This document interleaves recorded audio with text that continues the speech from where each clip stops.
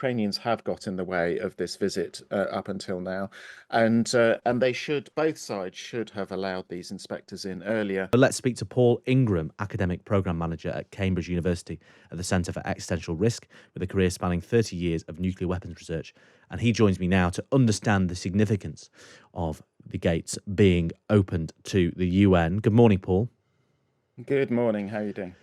I'm very well. Thanks very much for joining us on Times Radio. So what's the significance of this mission? Because we've heard a lot about Zaporizhzhia in recent weeks and months, and there is understandably a lot of concern that there could be a major incident, be it accidental or deliberate. What's the significance of the UN finally getting access? Well, we've had a lot of uncertainty as to how much damage there is to the plant, who's responsible, because there's been a lot of accusations going backwards and forwards.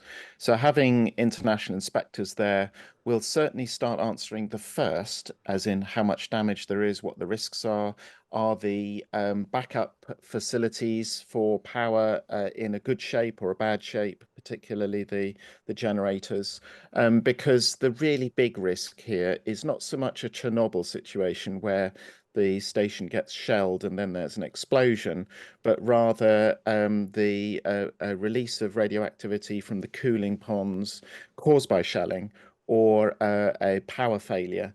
And the international inspection team would have an ability to assess that risk, how much damage there's been up to now, and what the likelihood is of that sort of a risk coming to pass. It's really important that people don't see this as a Chernobyl type situation, because it isn't, and that's too much scaremongering. But Fukushima contaminated something in the region of 30,000 square kilometers and displaced 160,000 people.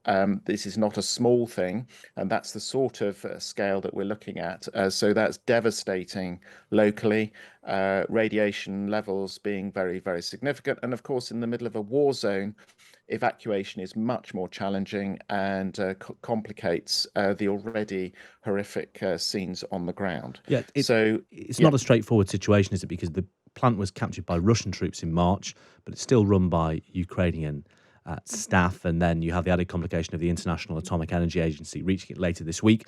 You're talking about high levels of radiation. Well, iodine tablets have been distributed to civilians nearby.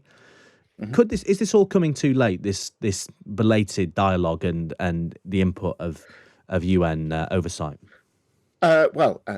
Absolutely, and yet it's never too late. I mean, in the sense that they should have been there months ago. I think it's erroneous to simply blame the Russians, although the Russians are most at fault here, because they started the war, because they're occupying a plant. They're certainly militarizing the plant.